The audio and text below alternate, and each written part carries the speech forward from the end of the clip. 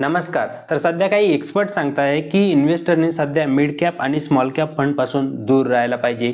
Mid cap आणि small कॅपमध्ये गुंतवणूक करणं टाळायला पाहिजे.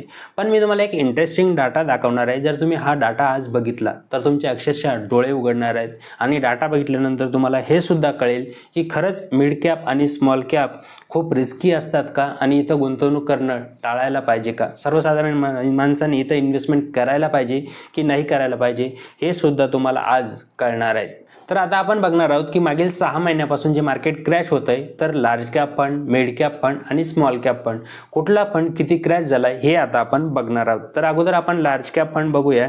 तर लार्ज कॅप फंडमध्ये आपण पहिला फंड बघू, Nippon India large cap fund. तर हा फंड मागील 6 महिन्यामध्ये 9% हा क्रॅश झालेला आहे. आता आपण दुसरा लार्ज कॅप फंड बघूया, ICICIचा ब्लू चिप फंड. तर हा फंड सुद्धा मागील 6 महिन्यामध्ये लगभग 9% हा क्रॅश झालेला आहे. तर प्रत्येक कॅटेगरी मधले आपण 3 फंड बघणार आहोत. तर तिसरा फंड आपण बघूया, SBI ब्लू चिप फंड. तर हा फंड सुद्धा 8% मागील 6 महिन्यामध्ये क्रॅश झालेला आहे. तर समथिंग लार्ज कॅप फंड 8-9% मागील 6 महिन्यामध्ये क्रॅश झालेले आहे. आता आपण मिड कॅप फंडचे 3 फंड्स बघून घेऊयात. तर मिड कॅप फंडमध्ये आपण पहिला फंड बघू, मोतीलाल ओसवालचा मिड कॅप फंड. तर हा फंड मागील 6 महिन्यामध्ये 12% क्रॅश झालेला आहे. दुसरा फंड आपण बघूया, HDFCचा मिड कॅप ऑपॉर्च्युनिटी फंड. तर हा मागील 6 महिन्यामध्ये 12% क्रॅश झालेला आहे. आता तिसरा फंड आपण मिड कॅपचा बघूया, निपॉन इंडिया ग्रोथ फंड. तर हे फंड जे सांगतोय कुठल्याही प्रकारे रिकमेंडेशन नाही, आपण एक्झाम्पलसाठी बघतोय की कुठले फंड हे किती क्रॅश झालेले आहे. तर निपॉन इंडियाचा फंड 14% मागील 6 महिन्यामध्ये क्रॅश झालेला आहे. तर आता हे झाले मिड कॅपचे फंड. आता आपण स्मॉल कॅपचे 3 फंड्स बघूया की स्मॉल कॅप किती फंड क्रॅश झालेले आहेत. तर बंधन स्मॉल कॅप मागील 6 महिन्यामध्ये 14% हा क्रॅश झालेला आहे. दुसरा small cap Tata small cap fund आपण बघूया. तर टाटा स्मॉल कॅप फंड हा 16% क्रॅश झालेला आहे मागील 6 महिन्यापासून, जेव्हापासून मार्केट क्रॅश होत आहे. तिसरा निपॉन इंडियाचा स्मॉल कॅप फंड आपण बघूया, 6 महिन्यामध्ये 18% हा क्रॅश झालेला आहे. तर आता आपण जो हा डाटा बघतोय, तर जे लार्ज कॅप फंड आहे, तर लार्ज कॅप फंड मागील 6 महिन्यामध्ये जेव्हापासून मार्केट क्रॅश होत आहे, तर 8-9% हे करेक्ट झालेले आहेत. पण जे मिड कॅपचे फंड आहे जे आपण बघितले ते 12-14% हे करेक्ट झालेले आहे. आणि जे स्मॉल कॅप फंड आहे ते 14, 16, 18% म्हणजे सगळ्यात जास्त करेक्ट झालेले आहेत. तर हा डाटा बघून तर आता सध्या आपल्याला हेच वाटतंय की खरंच मिड कॅप आणि स्मॉल कॅप फंड हे खूप रिस्की असतात.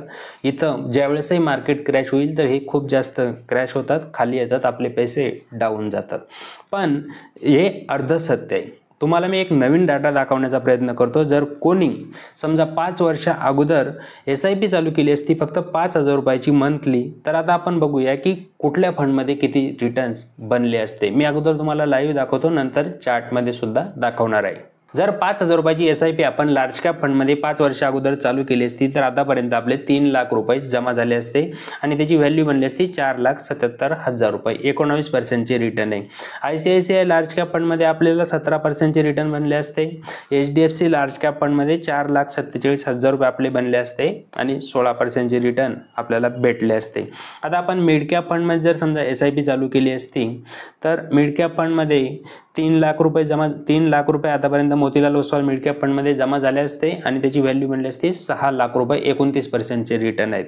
HDFC मिड कॅप फंडमध्ये 24% रिटर्न आहे, 5,40,000 रुपये झाले असते. आणि निपॉन इंडिया ग्रोथ फंडमध्ये 5,29,000 रुपये बनले असते, 23% रिटर्न आहेत. आता आपण स्मॉल कॅप फंडमध्ये बघूया.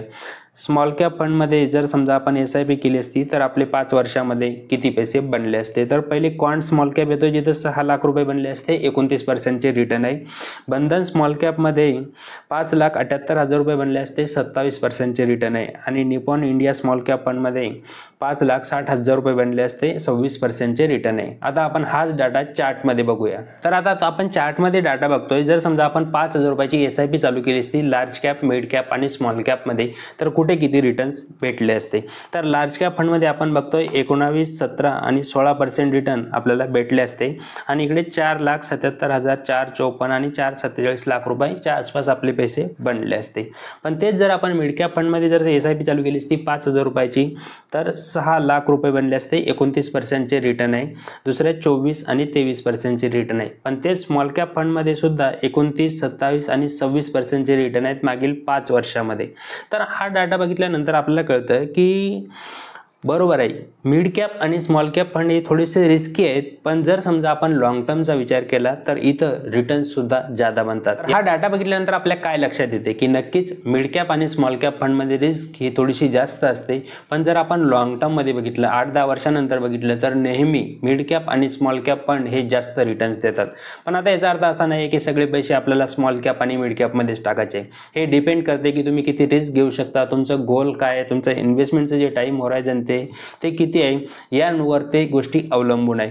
म्हणून आज जी तुमच्या मनामध्ये भीती होती की मिड कॅप आणि स्मॉल कॅप फंडमध्ये जी गुंतवणूक आहे त्याचं काय करायला पाहिजे, तर ती भीती तुमच्या मनामधून निघून गेलेली असेल. कारण मिड कॅप आणि स्मॉल कॅप फंड जास्त क्रॅश जरी झाले असले तरी लॉंग टर्ममध्ये हे फंड जास्त रिटर्न्स देऊ शकतात. अजून जर तुम्हाला काही लमसम करायची असेल तर तुम्ही या फंडमध्ये लमसम करू शकता. ज्या पैशाची तुम्हाला इथून पुढे 4-5 वर्षे गरज नाही आहे, फक्त तेच पैसे इन्व्हेस्ट करा. कारण जर तुम्हाला 1-2 वर्षामध्ये पैशाची गरज असेल तर 1-2 वर्षामध्ये मार्केट कुठे जाईल हे कोणी सांगू शकत नाही. म्हणून जर 5 वर्षे तुमच्याजवळ वेळ असेल तर ते पैसे तुम्ही लमसमसुद्धा ॲड करू शकता. आणि म्युच्युअल फंड रिलेटेड तुम्हाला अजून काही माहिती हवी असेल, गुंतवणूक चालू करायची असेल तर मला या नंबरवरती कॉन्टॅक्ट करू शकता. मी एक MP registered mutual fund distributor आहे. आणि जर आजचा व्हिडिओ तुम्हाला आवडला असेल तर लाईक, शेअर, सबस्क्राईब नक्की करा. काही प्रश्न असेल तर कमेंट बॉक्समध्ये विचारू शकता. खूप खूप धन्यवाद.